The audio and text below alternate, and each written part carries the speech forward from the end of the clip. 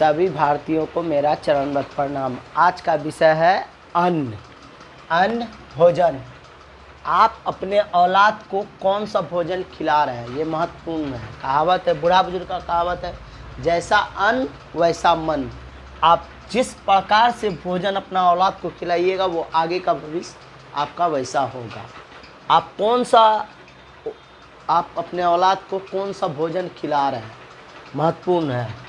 भगवान के तरह से प्रसाद खिला रहे हैं कि घूसखोरी का पैसा खिला रहे हैं। आप अपने औलाद को पंडित के तरह खिला रहे हैं, ईमानदार के तरह खिला रहे हैं, कि राजा के तरह खिला रहे हैं, कि देशभक्त के तरह खिला रहे हैं, कि संस्कारी इंसान के तरह खिला रहे हैं, कि मेहनत के तरह खिला रहे हैं। ये समझना पड़ेगा। आज के युग में जैसा कहावत है कि राजा का बेटा राजा ही होता है, घूसखोर का बेटा घूसखोर, अधिकतर घूसखोर ही होता है।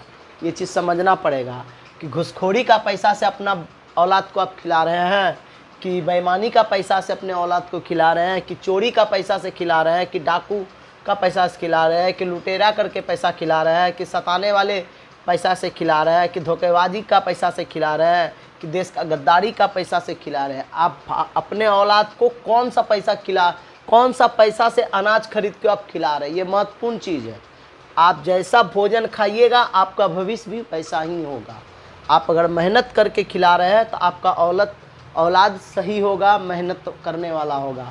आप अगर चोरी करके खिला रहे हैं तो आपका औलाद भी कल दिन वो चोर ही होगा। ये चीज़ समझना पड़ेगा। आप किस तरह से अपने औलाद को खिला रहे हैं ये समझना पड़ेगा। जैसा अन्न वैसा मन। आप अगर सही तरह से कमा के अगर मेहनत करके खिलाइएगा अपने औलाद को तो आपका औलाद सही होगा। ये आगे का भविष्य आप तय करते हैं। आप जो भी कमा रहे हैं मेहनत से कमा के खिलाइए, आपका औलाद आगे चल के सही होगा। नमस्कार।